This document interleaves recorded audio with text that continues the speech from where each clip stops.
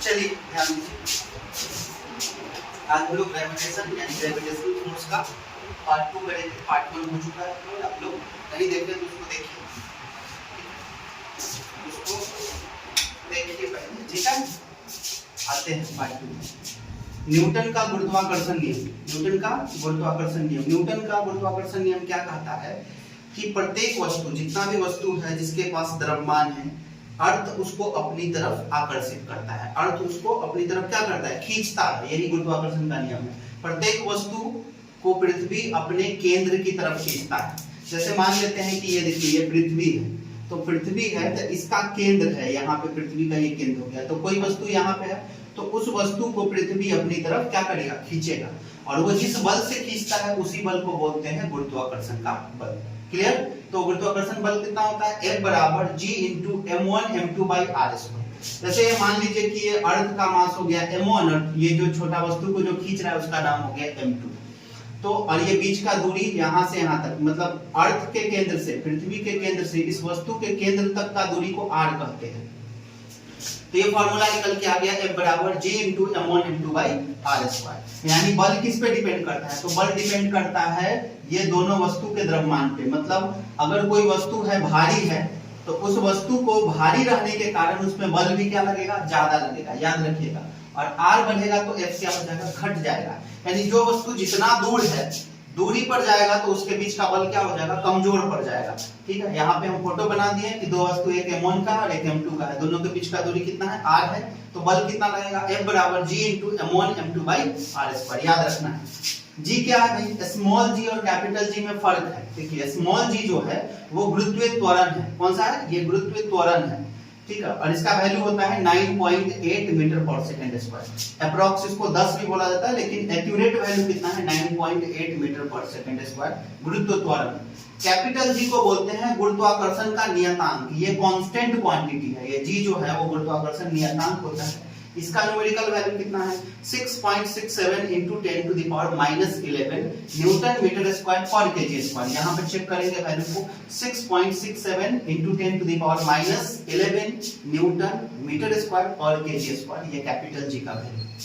अब जरा सुनेंगे, ये जो होता है ना, ये फिक्स वैल्यू है, ये नहीं बदलता है, लेकिन ये बदलता है। अर्थ के लिए अलग वैल्यू हो सकता है, मून के लिए अलग वैल्यू हो सकता है, अलग अलग ग्रहों के लिए, शुक्र के लिए अलग होगा, शनि के लिए अलग होगा, सबके लिए जी का वैल्यू क्या होगा, अलग अलग होगा। और वो यहाँ पे समझाया गया है।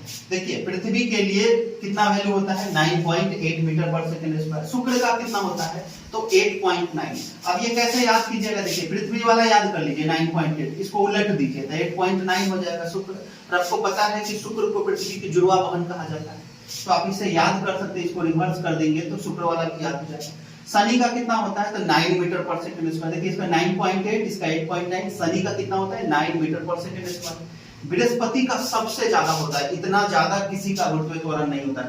पृथ्वी का कितना होता है, बृहस्पति का कितना होता है, 23.1 मीटर पर सेकंड स्क्वायर। ऐसे भी बृहस्पति सबसे बड़ा ग्रह है, ठीक है, तो इसलिए इसका गुरुत्वीय त्वरण भी सबसे ज्यादा होता है। चंद्रमा का होता है पृथ्वी का 1/6, पृथ्वी का 1/6। तो पृथ्वी का 1/6 मतलब 9.8 को 6 से डिवाइड दीजिएगा, 6 से डिवाइड दीजिएगा तो कितना हो जाएगा, 1.64 मीटर पर सेकंड स्क्वायर। ये सबके लिए त्वरण है, सबका त्वरण अलग अलग होता है। हम बोले ना ये स्मॉल जी का वैल्यू बदलते रहता है, लेकिन ये जी कैपिटल जी कभी नहीं बदलता। ये हमेशा कितना रहता है, 6.67 into 10 to the power -11 newton metre square और केजी स्क्वायर। ये अपने किसी ग्रह के लिए अपना परफेक्ट वैल्यू होता है। अगर हम कंपेयर करेंगे तो अर्थ से ही ना कंपेयर करेंगे, तो हमको ये अर्थ का ही त्वरण गुरुत्वीय नियतांक पता होना चाहिए। अब आते हैं गुरुत्वाकर्षण बल के बारे में कुछ और जानते हैं। गुरुत्वाकर्षण बल कैसा बल है, तो देखिए पृथ्वी या कोई भी वस्तु, जैसे मान के चलते हैं कि जैसे ये मार्कर है, तो ये भी एक वस्तु है, हम भी अपने आप को एक वस्तु मान लें।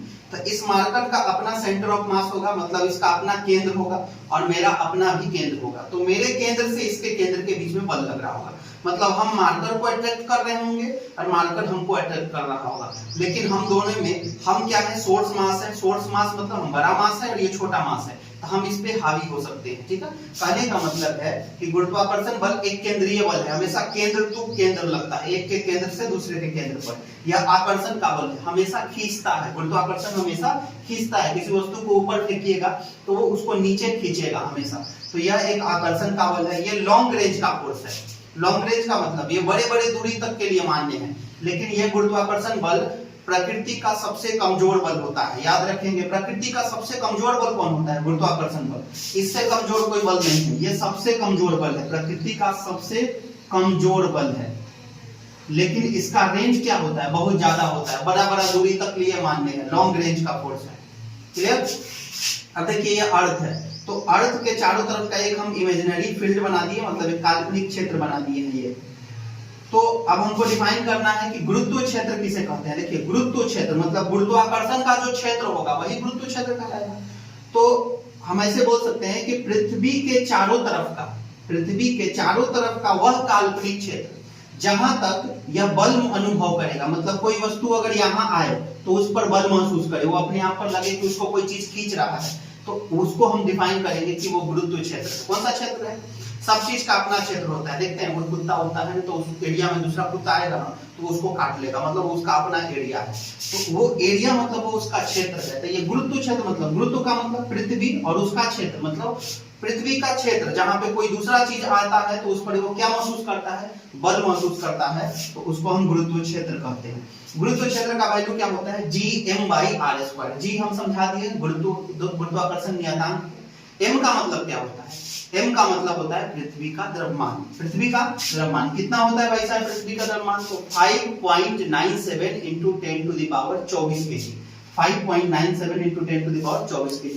इसको आप अप्रॉक्स में 5.97 को 6 भी लिख सकते हैं, 6 × 10⁻24 kg। ऐसे भी याद रखना है, लेकिन एक्यूरेट वैल्यू 5.97 होता है। आर क्या है? रेडियस है, अर्थ का ये रेडियस। जैसे ये अर्थ हो गया, ये अर्थ हो गया, ये देखिए, तो इसके केंद्र से ये कितना, जैसे सर्कल का रेडियस होता है ना, तो अर्थ भी गोल है तो उसका अपना त्रिज्या होगा। तो अर्थ का त्रिज्या कितना होता है? 6400 किलोमीटर। 6400 किलोमीटर, ठीक है, ये इतना। चलिए, ओके।